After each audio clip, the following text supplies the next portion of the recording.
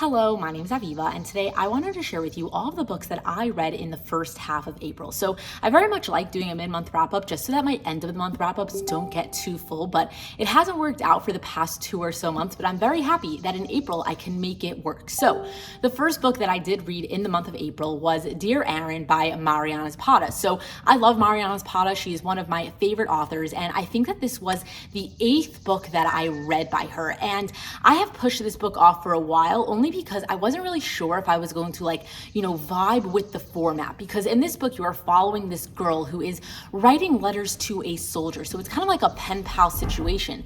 And the thing is that in the first half of this book, no joke, about 50% of this book is only their communication through emails and IM. So you really don't get anything else besides for the letters. And I wasn't sure if that would work for me, but it ended up working out way better than I expected.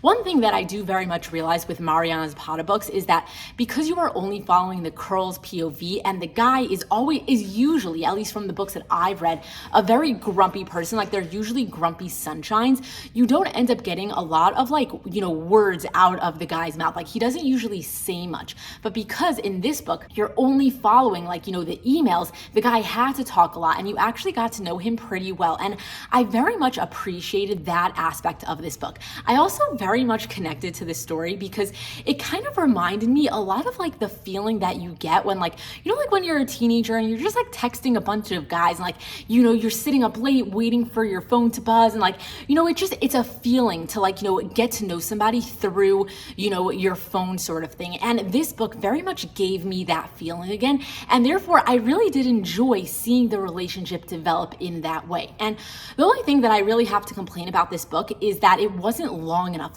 I feel because Mariana Zapata books is so slow of a burn and the characters only get together right at the end of the story, I'm always itching for more. And this book isn't very short. It's almost 500 pages long, and yet I'm still wanting to just see a little bit more from the book. I just feel this book, it's they got together and then we halted, we got a very quick epilogue, and that was it. And I kind of just wish that there was a little bit more to the end and just see them happy for more than half a second. But I kind of feel that way about most of Mariana Zapata books, so whatever, that it's just something that I always notice when I read her books. But besides for that, I absolutely adore this book and I very much do highly recommend it. Easy 5 stars. Next, I read Drive Me Wild by Melanie Harlow, which is the first book in the Bellamy Creek Companion series. So in this book, you're following this girl who her family just lost their fortune, and she decided that she's just gonna pack up and start a new life. And on her way to this place called Cloverleaf Farms, which happens to be the setting for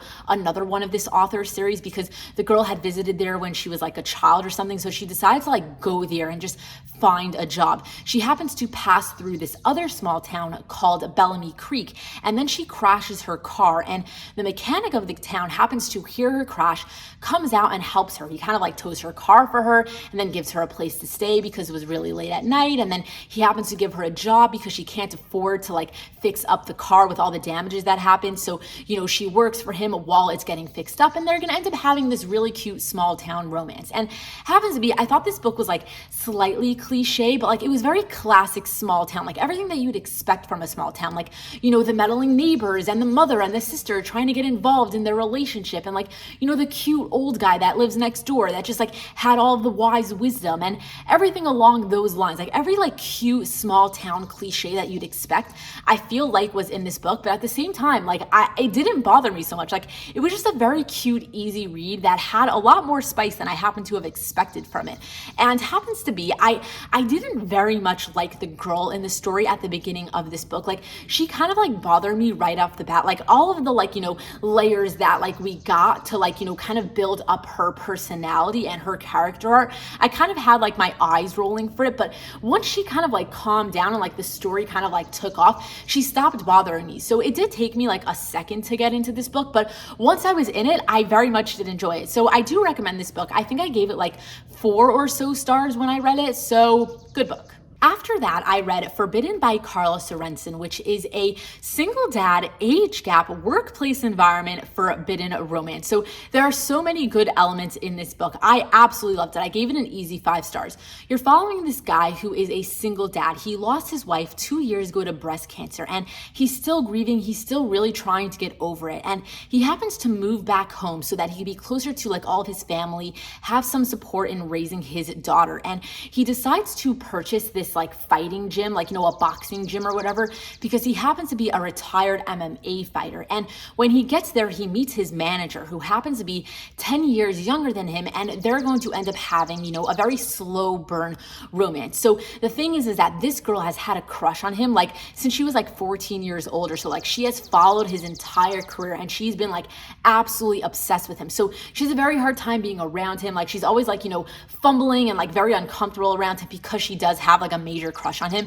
And it made for a very good tension-filled, slow burn, angsty romance. And I absolutely loved it. Like, this guy, he's still grieving his wife. He wasn't really ready to fall in love again. And then this girl just comes like crashing into his life. And like, then what is he gonna do? Like, you can't help when you're gonna fall in love with someone. And I absolutely loved this story. The only thing that I really have to complain about it is that I really wish we got to see a little bit more of Aiden's POV. Like, this is a dual POV book, and yet it was mostly from the girl's side. And there were some chapters where I'm like, oh my God, I hope the next chapter is Aiden's POV, because like, I want to see his point of view of that scene. And then sometimes we didn't get it, and I was like, oh man. But at the same time, like, I don't feel like I was like necessarily missing out on anything. So like, it was totally fine. Still gave it 5 stars. I don't really have any complaints about this book, but like, I always like complaining about something. So that's my one complaint. Next, I read The Coppersmith Farmhouse by Devney Perry, which unfortunately I absolutely hated. So in this book, you are following this girl who inherits this farmhouse in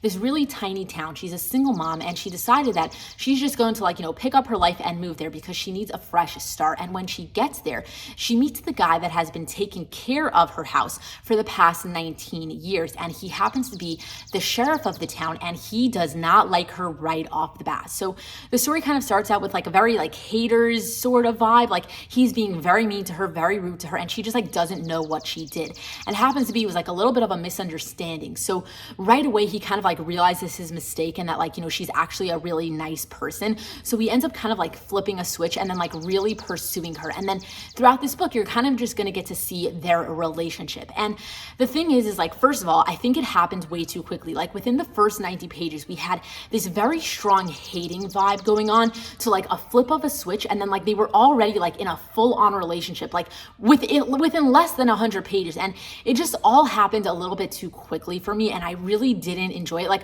a slower burn, like with a little bit more like, context and like build up to their story arc would, I think, have been better for this book. But that wasn't even my biggest issue with this book. My biggest issue was the guy in this story. Like, I very much didn't like him. And I really usually am like fine with whatever you throw at me, but happens to be this guy was very like overprotective and possessive and dominant, and in a way that made me extremely uncomfortable. Like, he was very much like, he just like chose to do things, and she just had to go along with it. And like, she would put up a fight for a second and being like, no, I don't want to do this, but then he'd be like, no, you're doing it. And then she would just be like, okay, fine. And like, it happened over and over again, and it just made me more uncomfortable and more uncomfortable. And I really didn't like it. Like, I very much kept thinking like, this is supposed to be like a cute small town romance, and the entire time I was like, this guy is gonna flip a switch and become a serial killer or something like that. Like, I very much like, I was just getting a really bad vibe off the guy the entire time. And I'm pretty sure I was like halfway through, and I'm like, I really should just DNF this book.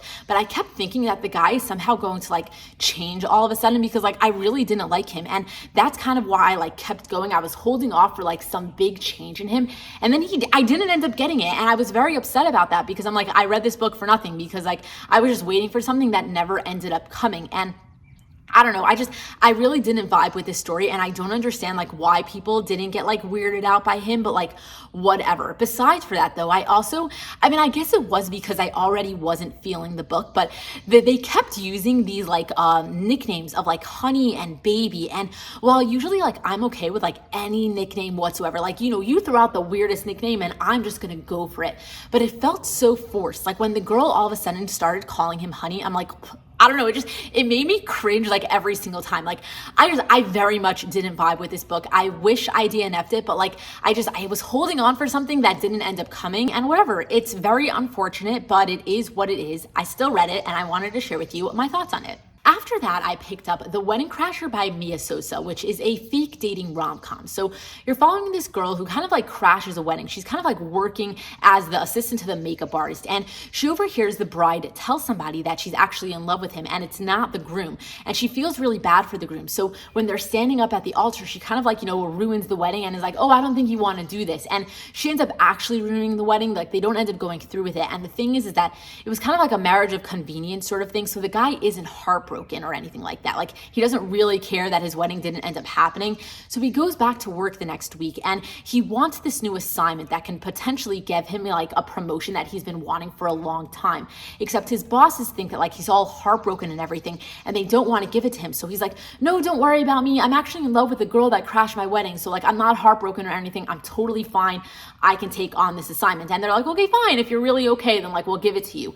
The thing is that like he totally lied about that. So now he has to go and like track down this girl and like, they're gonna end up having to fake date for a little bit. So she kind of like agrees to this because she feels really bad for him and like what she did to like the wedding and everything like that. So she goes along with it and it's gonna end up just being like a very cute, like, fake dating rom-com. And I happen to think that it was a pretty solid read. Like I very much like, I think there were a lot of amazing elements to it. Like I think the way that the fake dating was set up was done really well. Like sometimes it has me rolling my eyes how these people get into like these fake dating scenarios. But in this book, I totally bought it. Like I was like, no, that was a really good setup for fake dating. And I really liked like, the chemistry that both of these characters have. Like I felt their connection right off the bat. I really liked their banter. Like it was very like easygoing. Like I really liked them as a couple. And I thought there were a lot of really solid scenes in this book, and everything that I would have expected from a solid rom-com like was actually in this book. Like I think it was a solid read. Like don't get me wrong. I think it was good,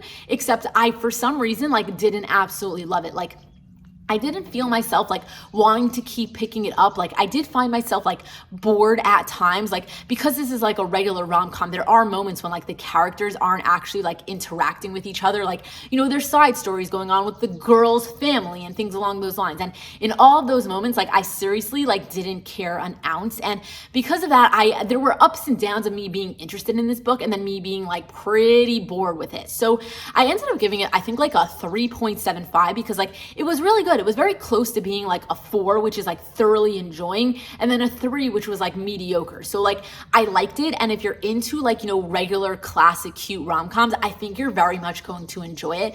But for some reason, those type of books, they just like don't do it for me anymore. So like I didn't love it, but also like it definitely wasn't a bad book, and I think a lot of people will like very much fall hard for this one. After that, I read The Takeover by T.L. Swan, which is the second book in the Miles High Club companion series. So in this series, you're following a bunch of different brothers, and they each like run this very, very large company. They're all extremely wealthy, very like, suit, good looking type of guys. And happens to be in this book, you're following Tristan, and his role in this company is to take over other companies that are failing and kind of like make them better, or just whatever it is that he does, like, taking over companies. I don't even know. But my point is that at the beginning of this book, you kind of get to meet the girl in this book as the guy and the girl are having this meeting because this guy wants to buy out this girl's failing company. The thing is that she is a single mom and she has inherited her husband's company, and she kind of wants her children to inherit it one day. So she very much is like insulted by this. She doesn't want to sell it to him because she doesn't really like what this guy does. Like he's very ruthless and everything like that. So she basically like doesn't like him right off the bat, says no to his offer, and then like, they just part ways. And 6 months later, they actually run into each other again at this like conference. And then they basically like, they end up like, getting together then, and then you're going to follow their romance. And happens to be, it's kind of funny because I had thought originally that this book was going to be like him trying to take over her company. And it very much wasn't like that. It was very much a book of like, just seeing their relationship develop. And I very much did enjoy it. Like I really liked the single mom vibe, mostly because her children, she has 3 boys, they were the funniest cutest things in the freaking world. Like, oh my God, the personalities on them had me cracking up. Like, I'm not even gonna like get into the moments that like, you know, this guy met her 3 children. Oh my God, laugh out loud funny. I seriously couldn't breathe. Like, this book, it had a lot of amazing things. There was so much like tension between the couple, and there were so many like ups and downs that they went through. Like, this book did not follow like the regular format that I usually see in books, and therefore like I was always guessing as to like what was going to happen next. And I loved it. Like, the characters were they were really good. I loved the single mom vibe. I really loved like his personality was very like possessive, very dominant, very like, you know, it was really good. Like, there were jealousy moments, and overall I liked the book. There were a lot of really amazing elements to it. I don't have to keep going in circles, but the one thing that I didn't very much like about this book is that it had a very quick ending. Like, all of a sudden it was like, okay, they were doing fine, and then like jump 7 months later, something happens, they fight, and then they get back together, end of story. And I got a little bit of a whiplash from it. Like, there were so many ups and downs throughout this book, and then everything was really going fine, and then like right at the end, that one last thing had to happen, and I felt like it kind of came out of nowhere. Like, all of a sudden we were enjoying the book, and then, oh wait, we have to end it, so here's one more hiccup. Like, that's kind of how I felt at the end of this book. And also, I'm not gonna lie, it did take me a little bit to get into it. Like, I remember maybe like the first 100 pages or so, like I kept putting it down. I wasn't so invested in it. And then for some reason, like something just like flipped in me, and all of a sudden I was like absolutely obsessed with it. So I ended up giving this, I think, like a 4 or a 4.5 stars. Like, I thoroughly enjoyed it. Definitely better than the first book in this series, but like it wasn't absolutely perfect, but I very much did enjoy the read, and I do highly recommend checking it out. I also read A Deal with the Devil by Elizabeth O'Rourke, which is the first book in a companion series. And I think that book too is coming out pretty soon. So like, good timing for me on reading this one. But in this book, you're basically following this very like, you know, fancy plastic surgeon. Like, he's the plastic surgeon for like the rich and famous, and happens to be the girl in this story. Her name is Tali. She is just not a big fan of this guy because he's got a very bad reputation, like mostly with girls. Like, he supposedly just like hooks up with girls left and right, and like she just doesn't like his vibe. But happens to be her really good friend is his personal assistant, and the PA basically has to take off for a couple of weeks, and she basically decides to like, you know, fill in for him because she really needs the money, and he is paying very well. So she basically starts working for him as his PA, and they're going to end up having a romance. And the thing is that like there were a lot of really good elements in this story, but I found it to be so freaking predictable. Like, within the first couple of chapters, I already knew exactly where this story was going. I knew the ending, I knew everything about it, but I still enjoyed the ride getting there. Like, it was still a fun book to read, even though it was extremely predictable. It also had like a couple of like corny moments to it. Like, there was this whole thing of like the girl, she's like writing a book, and it ended up like paralleling her life very much so, and you were kind of like following her write it as the story was going on. And I was just like, okay, it had me rolling my eyes a little bit, but like whatever. It wasn't like a perfect read, but it was a very enjoyable read. And I feel like, I don't know, I mean, there was like a couple of more stuff that like bothered me. Like, I feel like there were some things that were kind of like, you know, wishy-washy, like a little bit like, you know, just glossed over. Like, I would have liked a little bit more details into like a couple of things about this book, but like I kind of was able to fill in the blanks by myself, so like whatever. But whatever, I mean, I don't need to complain about this book so much because I think I did end up giving it like a 4 stars. Like, I really did enjoy the story. I just think it was predictable, and there were some things that I would have like, you know, fixed about it, but overall it was a solid read. And then full disclosure, I am filming this video a little bit early. It's currently Thursday, and I'm not posting this video until Monday, so I will probably be reading a couple of more books before this video goes up, except I'm away for the weekend. I'm going away Friday, Saturday, and Sunday, so I won't have time to film this before like I wanted to post it, so I had to do it a little bit early. The thing is that I'm probably going to be reading a little bit over the weekend, and at the moment I am like halfway through this book. So I'm halfway through Mr. Masters. I'm like right here, and I'm probably even going to finish this tonight, so I won't be able to update you about what I ended up thinking about this book until my end of the month wrap up. But at the moment, I'm somewhat enjoying it. I feel like it's like a 3 stars for now. Like, I'm not extremely into it, but the second half of the book might really pick up, so we'll see what ends up happening. But this is just like a nanny age gap romance with like this rich guy. It's very good,